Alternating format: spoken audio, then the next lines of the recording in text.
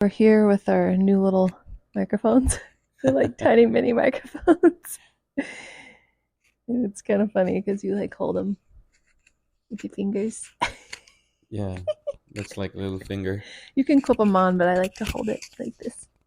Yeah, I don't know. Maybe when I feel more comfortable with them, I'll clip them on. But I don't know. I move way too much to clip them on and not have like Yeah, it's gonna like fall those down or sounds. something. Yeah. We even have our fire on now, and I don't think you can hear it in the background. I just moved on the couch. We'll see. You can probably hear that. We'll see. We're playing with these new toys, so Yeah, it was that only was fun 20 bucks. for the new microphones. Yeah, Nice. I know. The other one was just like we had to stick it in the middle of us, and it just didn't really work. So this should be better. Yeah, yeah. This is much easier. So we just had Thanksgiving 2 days ago, right? It's Saturday now.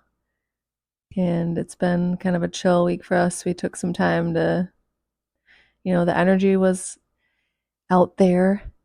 It's all kind of chill right now. So we're taking advantage of that and just going with what our minds and bodies are telling us, which is slow down, take a minute. You don't need to hustle right now. Trust it's all going to work out. And so that's what we're doing. Yeah, we were also working. I mean, it's not that we Yeah, we didn't. work, but it's much more chill. Yeah, I mean, that's the joy of being an entrepreneur and having your own business. You still are working, but it doesn't feel, you can choose.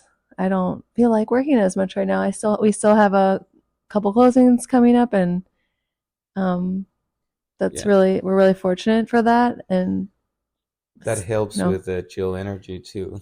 yeah. Well, no, I think we're right now in our life learning how to chill despite like no matter what is happening, just trusting that we are creating a life of abundance and it's all in your mindset. So we'll always have what we need. We always did. We always We always do. did and we always will. And we always will. Yeah. Mhm.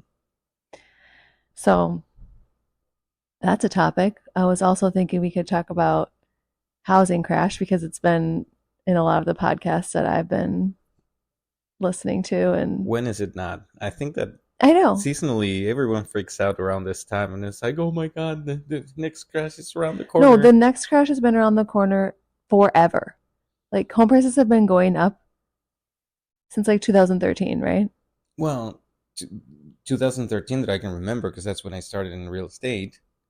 And Well, I guess they've been going up since the last crash, yeah, obviously. obviously, But right? people keep saying, "Oh, it's going to be another 2008," and no, I've it's been not. hearing that seriously for the last 10 years. Yeah.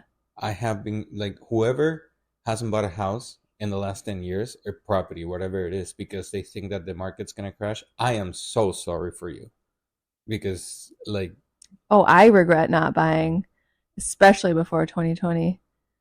well, Even in especially 2020 and 2021, we bought a house in 2020, so we made that good decision. But we should have bought like 10. yeah, even we didn't fully understand how rare those interest rates were.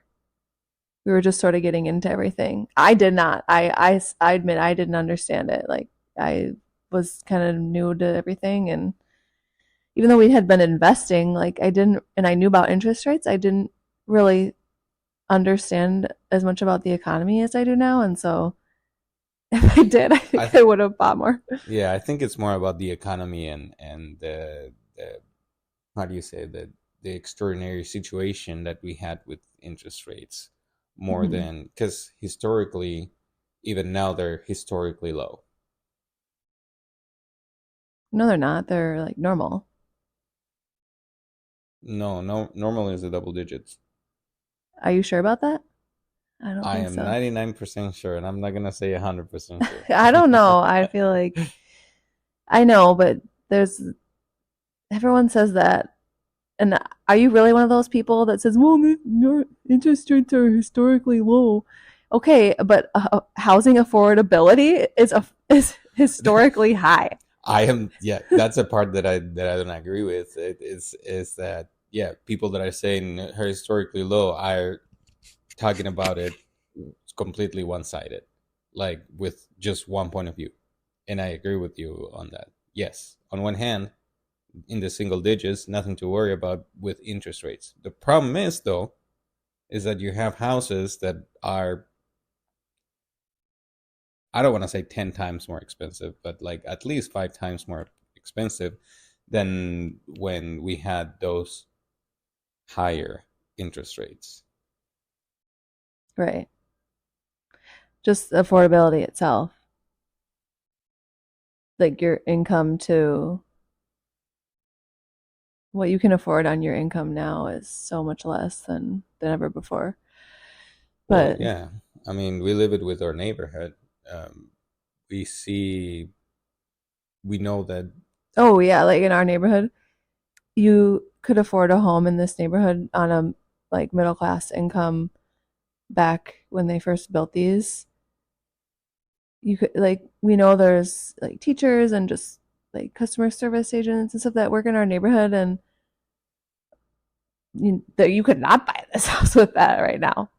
No, You yeah, they couldn't. bought it 20 years ago. Otherwise, Yeah. they couldn't buy it today. Yeah. So it's just ridiculous.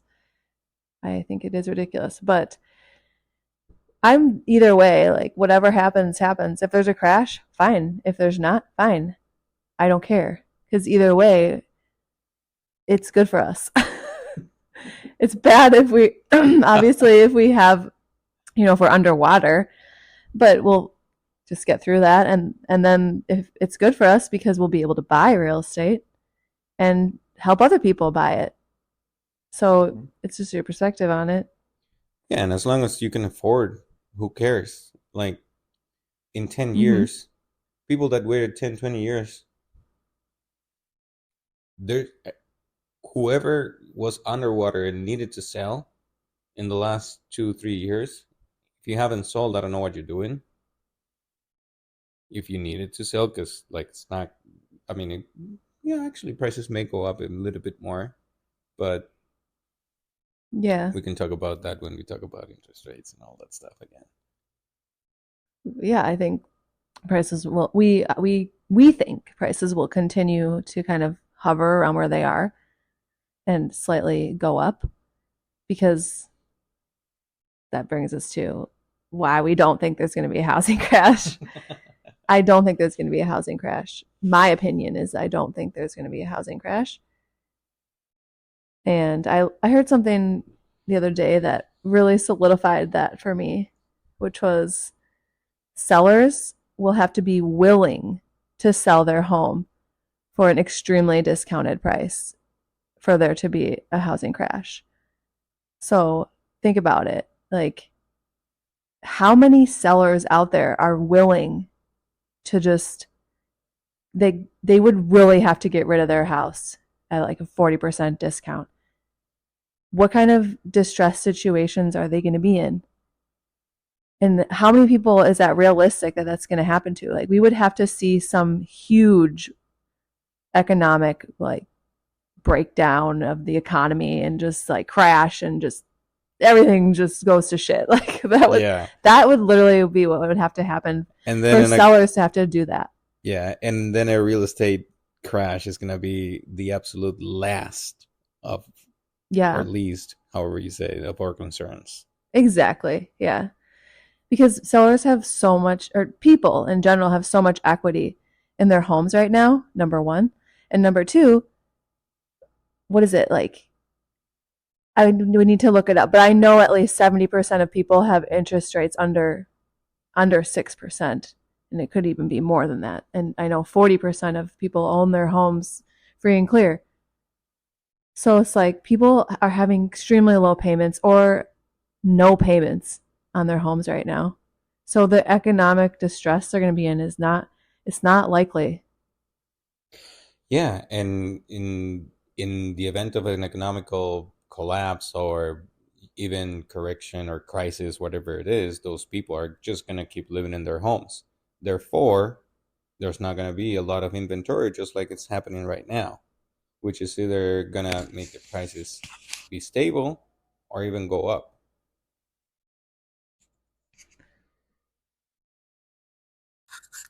Okay, we had to stop because our daughter was calling us.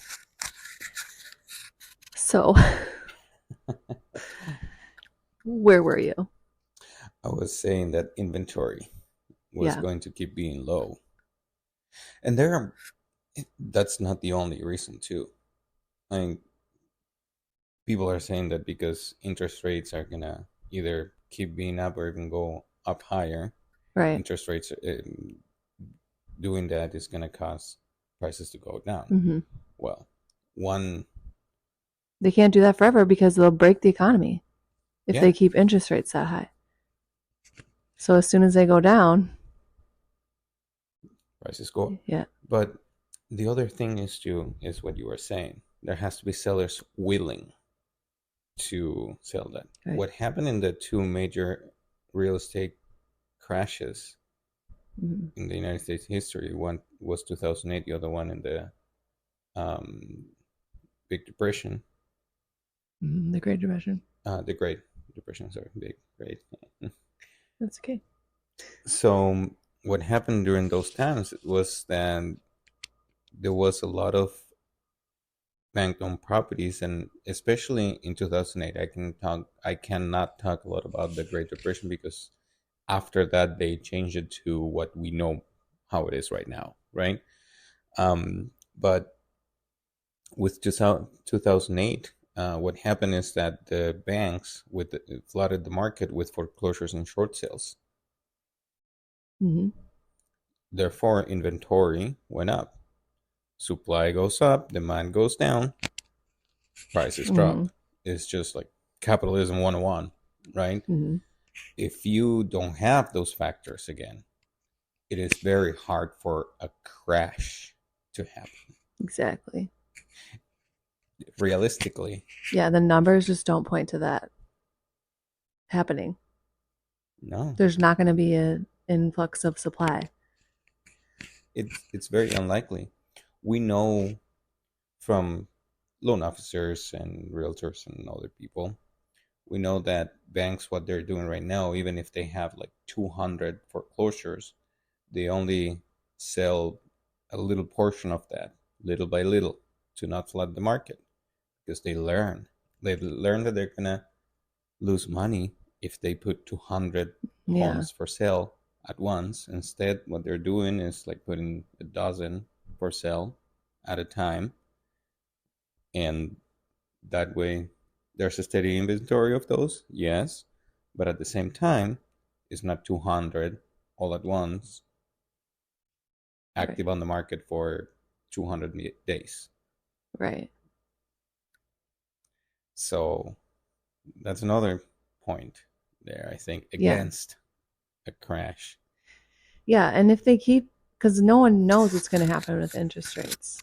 A lot of people are speculating that obviously they're going to go down because they have to go down eventually. So it's like, obviously they're going to go down. We don't know when. And since there's a presidential election coming up, that's good reason for them to go down and kind of And if they go stimulate the down, economy a little bit if we do go into a little recession. Yeah, and if they go down, prices are going to go right back up. Because, I mean, right now we're seeing a slowdown a little bit, it's a regular seasonal slowdown. seasonal, and with the high interest rates, I think that just really a lot of buyers just they're like, I'm I'm leaving.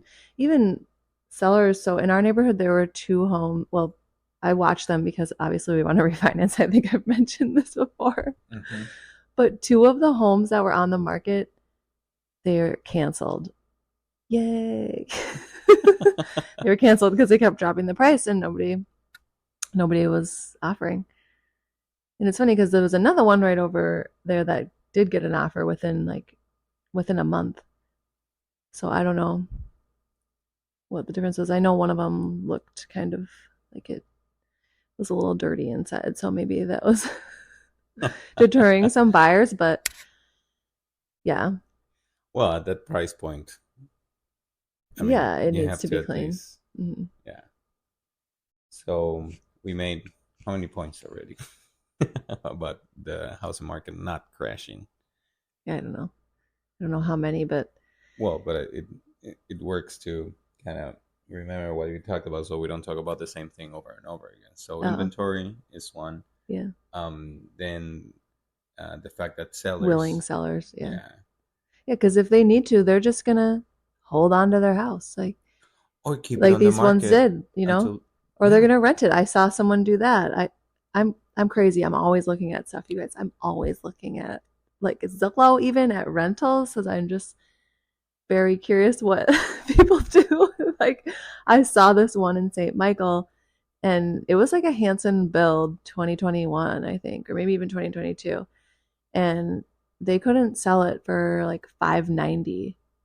And I was like, shit, I would have bought that. I don't know, maybe there's a reason why I wasn't selling, but so they took it off the market and they're renting it now for I think $4,000 a month. I don't know if they rented it, but I saw it on Zillow. but they were offering it up for Yeah. rent for four So I thousand. think people are doing that too. If they can't sell their home, they're just going to rent it because they have a low interest rate. Yeah, and because numbers probably work. Like they even work with our high interest rate in our current house, Sort of. sort of. We would lose money, but not that much considering our interest rate, which is kind of crazy. Yeah, So, could have been much worse.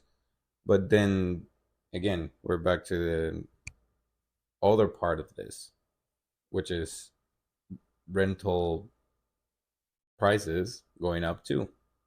yeah.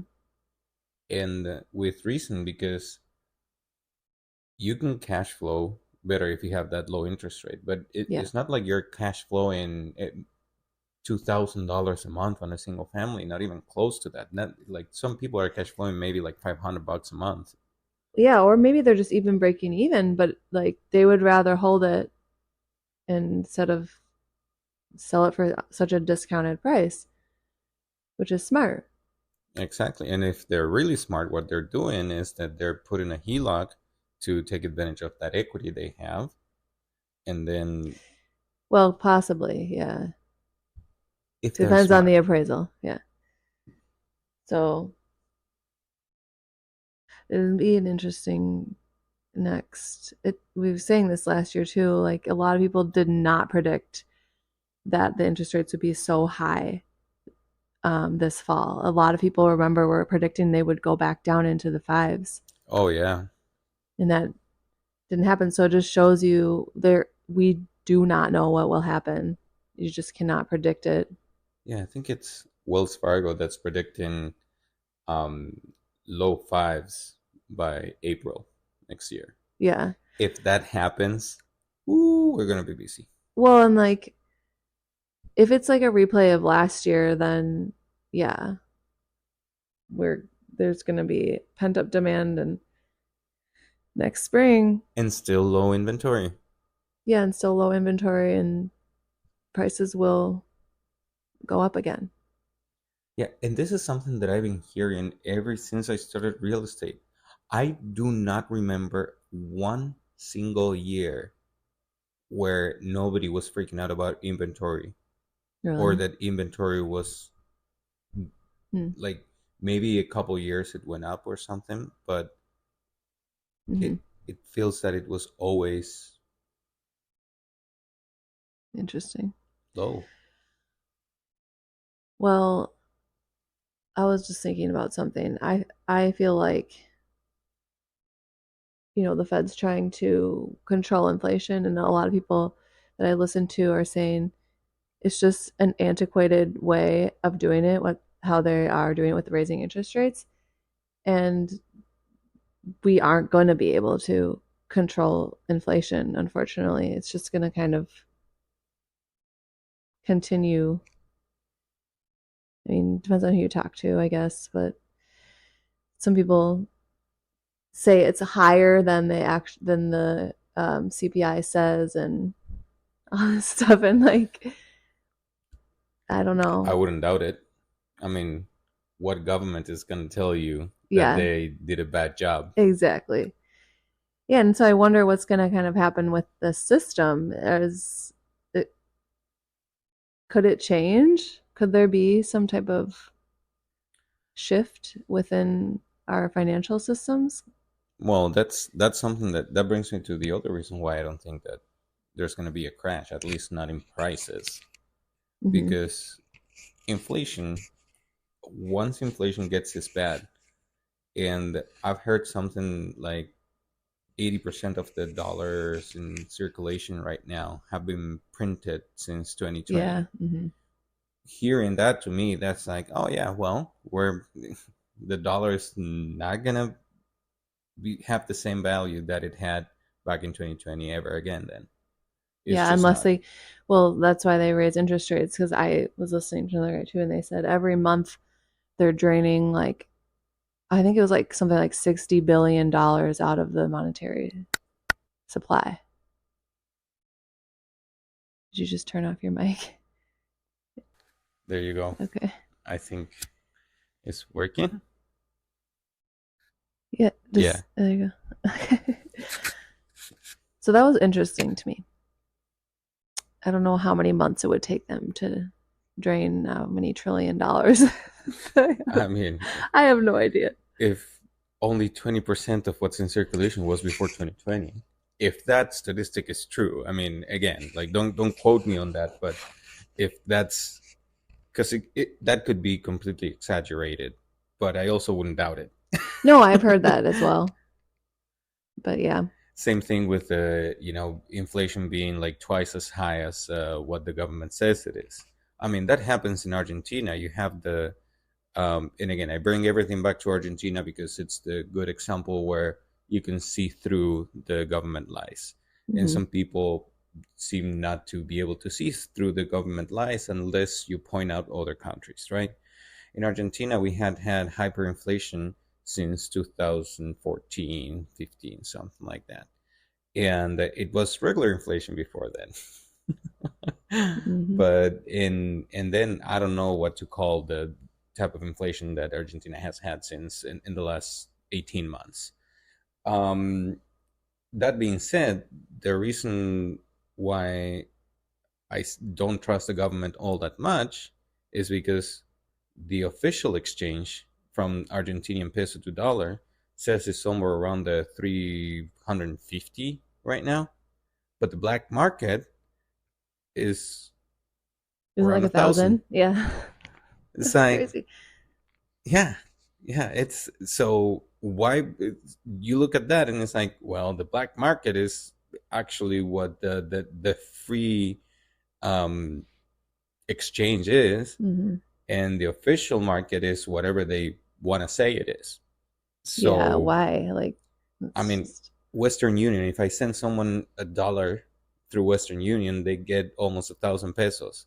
So I am not Hmm. gonna believe the government. I'm gonna believe the company that's making money with my money. Hmm. Right? Like it's an interesting because they could say, oh yeah, you're only gonna receive this much, 350, whatever it is, Yeah. and then they keep most of it. Yeah. Hmm. So again, that's why we say careful with what the government says, and also it's not easy to predict, all that stuff because Right. it's always in their benefit. And at the same time, like you said before, we're heading towards a year of elections. Hmm. They always want to make it look better for whatever Yeah. party it is up there. Hmm. I know. That's why I'm sort of hopeful. What were we saying the other day? Like, we thought maybe, for the elections, it'll kind of like normalize and spirits will be, it won't be as volatile, basically, as the markets won't be as volatile as they've been. And then after that, everything like shit's just gonna hit the fan and like collapse. Like, it's like, For whoever's the new president. yeah, maybe. Who knows? But everybody thinks the same thing every election, though. Hmm. The, I don't know. To me, it seems like every election is like everybody goes crazy and everybody thinks that the candidate that won is the worst candidate. Doesn't matter what candidate is, like either side, you know. Yeah. We're heading towards civil war. We're heading towards an economical collapse. We're heading towards this. No. No, sorry, but it hasn't happened. I've been living here for what, 12 years now. No, it has nothing to do with the candidate. I mean, should not get into politics, But but we're very neutral yeah, because our view is president's a puppet. So just a figure that it's yeah. put there to keep everybody happy or not, whatever it is. But the the, the president doesn't matter. Like what matters is at the local level, and then what matters is what the Federal Reserve does. If you're talking about the economy, what the banks do, what the private entities are doing, what are their regulations, which takes me to Mhm. another. I don't know if this is like fourth or fifth reason why the the market's not going to crash. The real estate Mhm. market is not going to crash because back in 2008 there weren't any regulations that we have today. I Right. mean, there were some regulations, but basically you had to be a human being and have a pulse, and then you get $1 million Yeah. to buy a house. We watched the Big Short again just Yeah. before it was off Netflix because they took it off Netflix Mm-hmm. like the day after we watched it, and it was really interesting watching it again now after we know more about it all. Yeah, it's And I was like, probably "Are you not. kidding me?"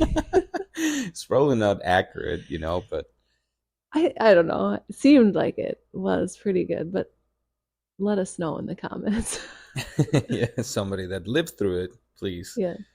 Um, Well, we lived through it, but I was I didn't even speak English. Well, I yeah. did, but not this good. Mm. I needed subtitles still. But that is one thing. What am I saying about this type of regulations that the banks have? One thing that they were doing that is an absolute no right now is that they were colluding with appraisers to appraise those homes for Mm-hmm. whatever amount they were offering. Mm-hmm. And the that's a big no-no right now. Like Yeah. it's not something like you can have a communication with an appraiser. You can kind of like give the reasoning, and we have had conversations with appraisers You about, can give them your comps and stuff. yeah, you Mm-hmm. can have a conversation. However, you cannot steer them into what was happening before, basically, which is like, yeah, sure, this Yeah. Oh, is, I need this house to appraise for this much. yeah. Yeah.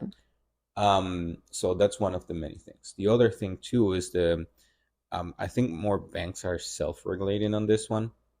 It's the requirements for debt to income ratio when you're buying a house. Mm-hmm. The debt to income ratio, I mean, that's something that many buyers couldn't buy now that we know because of that debt to income ratio.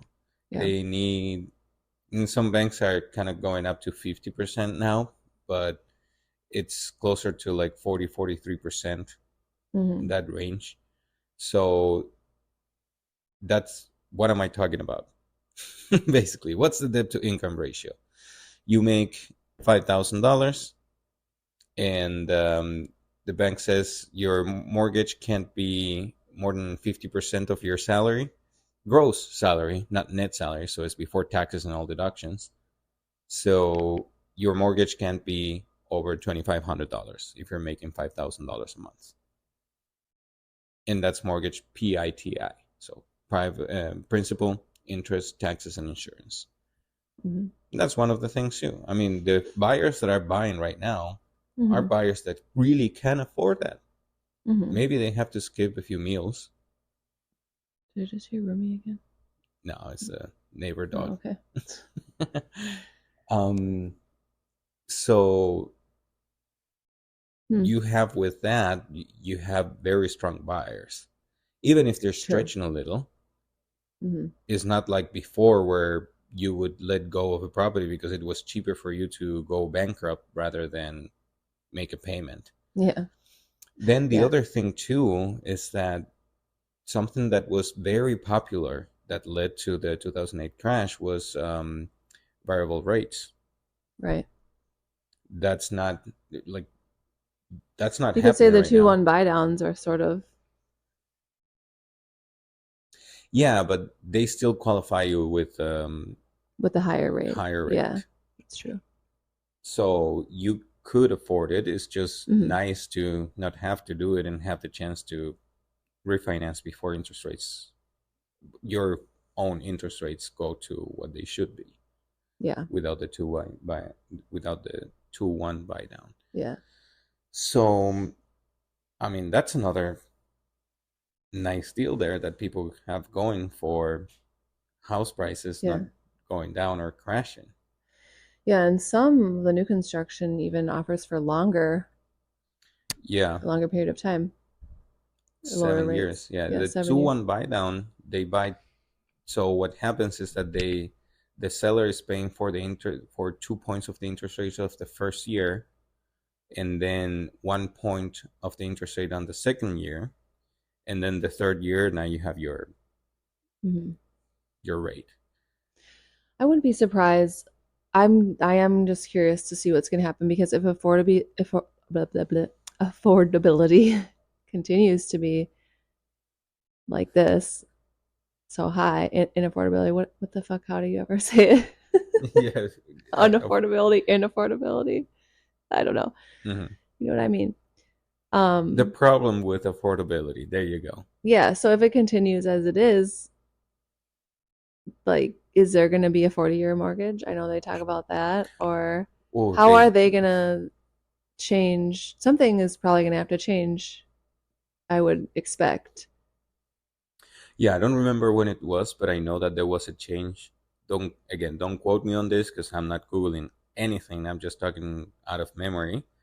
But there was a change where 30-year mortgages weren't common. It was like 15-year mortgages up until a certain point, Yeah. and Hmm. I then remember that. I think 30-year mortgages came out of the Great Depression, but they didn't become popular until people needed really needed to Yeah. use them. And now they're talking about 30, 40 40-year mortgages. year mortgages, which Hmm. is, I mean, just imagine the amount of interest that you're paying Hmm. in those. Because yeah, it does work to get people into owning a house, but, Hmm. and it does work. I think that whatever cost it is, Hmm. the equity is going to make you advance in your finances so much if you play it smart, of course, Yeah. then it's worth I don't taking know. As advantage an of that. investor, I don't care. Like, I don't care if if someone else is paying my mortgage, Oh, put a 40-year mortgage on there. Give yeah. me that cash Whatever flow. works with the numbers, Yeah, right? exactly. If a Because 15-year mortgage works, sure, why not? yeah, yeah. So if I wouldn't be opposed to that. I haven't looked into a lot, so I don't know a lot of the arguments against it, but I would be interested to know more about it and like if that is actually a viable option that is being considered. I don't know, but I still just don't think there's going to be a crash. I just don't think there is. No, I don't think so either. What other regulations were the banks put in were put in place for the banks to, with all this too big to fail and all that stuff?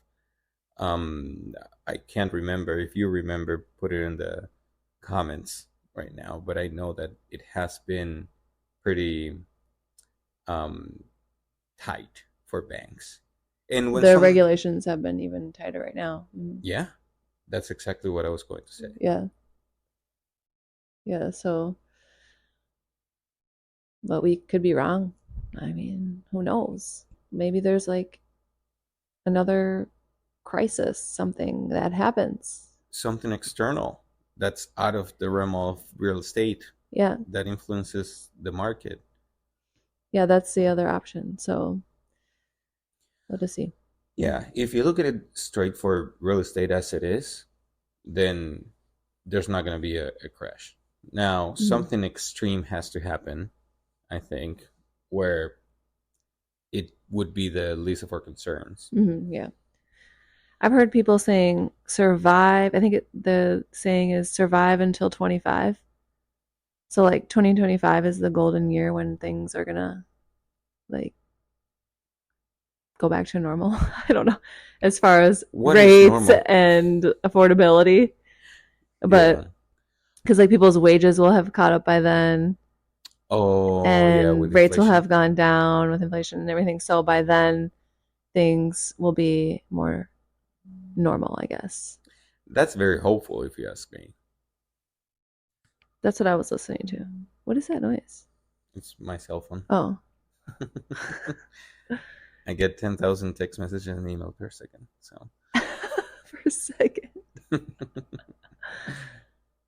but So yeah, I don't think there's much more to say about that. But what are you gonna say? well, I was going to say about inflation, which is the Oh, last tidbit of this prices are not going to go down, in my thought, mm-hmm. just because of what I experienced also in Argentina Yeah. with salaries and everything. What happens is that just people can't afford it, and that's it. You just live longer in those homes in Mm-hmm. hopes of a better tomorrow. Um, so until somebody that makes $50,000 today makes 100,000 to be able to Mm-hmm. make up for that inflation. Mm-hmm. Um, Yeah, and then in Argentina, it never catches up. no, I never did. Yeah. I was just looking at this TikTok earlier about a guy that was like $100,000 is a new like middle class or something. Yeah, Like you have to make apparently he was saying that you have to make $120,000 a year to afford a house right now. doesn't That's surprise me. that's crazy because I just remember it just a few years ago thinking like we weren't making that much. We were making like $45,000 a year. Yeah, And I when we was bought our thinking, first house.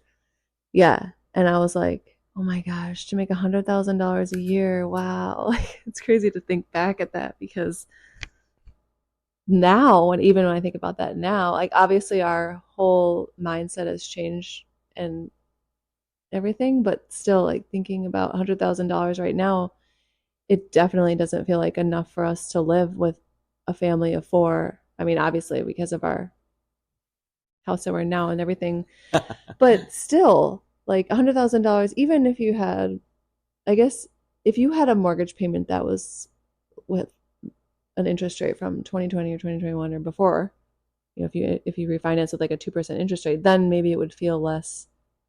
That would feel like okay, I can like live a decent life. I can go on vacation and stuff with this $100,000 a year. But there's no way you could do that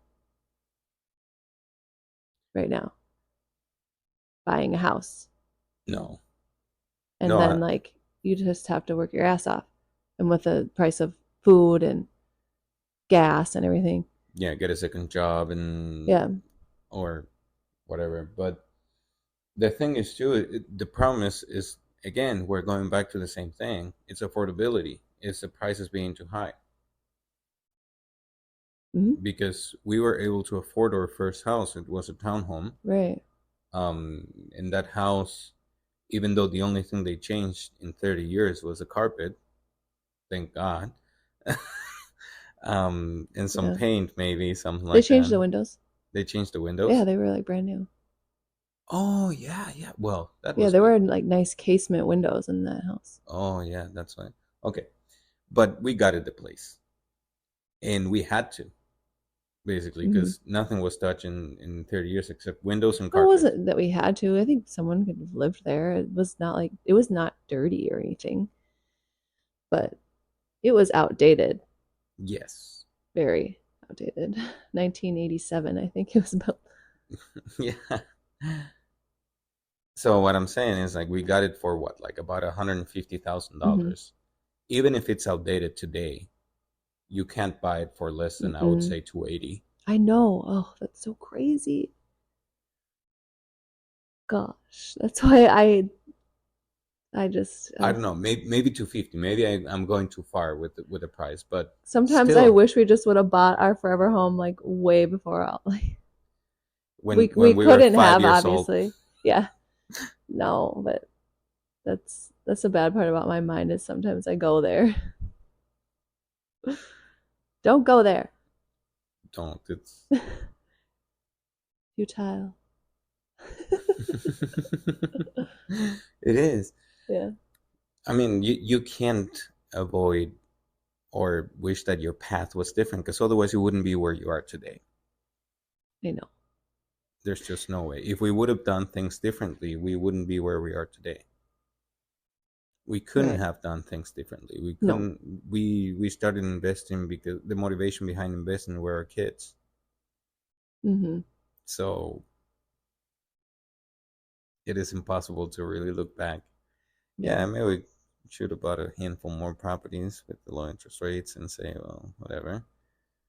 But the problem is that always we're looking at the numbers, and numbers don't lie. Mm-hmm. Well, yeah. We weren't really looking to buy. We bought our house in Rockford, and we're just kind of focused on that. And plus, I was pregnant, and we had just had a baby, and so our mind was not really in the same place where it is where it was last year and this year. So it's just yeah, that's just not how it was meant to be. Yeah. Hmm. Yeah, and I'm glad because it was it was good that it was like a more chill time when Osiris was born for us. We bought our house and we did just start a business, I guess, right when he was born. So like, but Chill. leading up to when I was pregnant and everything, it was nice to just not be in a hustle or a grind. It's kind of funny now that I realize something. When Rumi was born, we started thinking about, well, not right when she was born, but we started thinking about all this investing. Mm-hmm. And then when she was about 6 months old, we moved. We made a huge change, which was moving and all that stuff. And then now I remember that when Ozzy was born, when we were starting Mm-hmm. all this stuff like Yeah, I just took heavily. my real estate license Hmm. exam and passed like a month after he was born. Yeah, and we just hit the ground running, and I quit my job when he was about 6 months old or something. Oh yeah, Yeah, you're a right. little bit over 6 months, 6, 7 months older. It's kind of funny how those two timelines kind of coincide with Mm-hmm. like big changes, Yeah. and I never looked back until beginning this year where I completely regretted it. But Mm. no regrets, only teachings. Yeah. So I think we'll leave it at that for today. Yeah, And we will be back next week.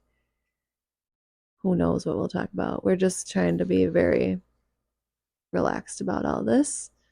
We hope you guys like it. Do you have anything to say, Marcos? nothing other than see you next week. Well, I'll see you. Oh, I have At... one piece of news. We are getting our siding and windows replaced starting on Monday.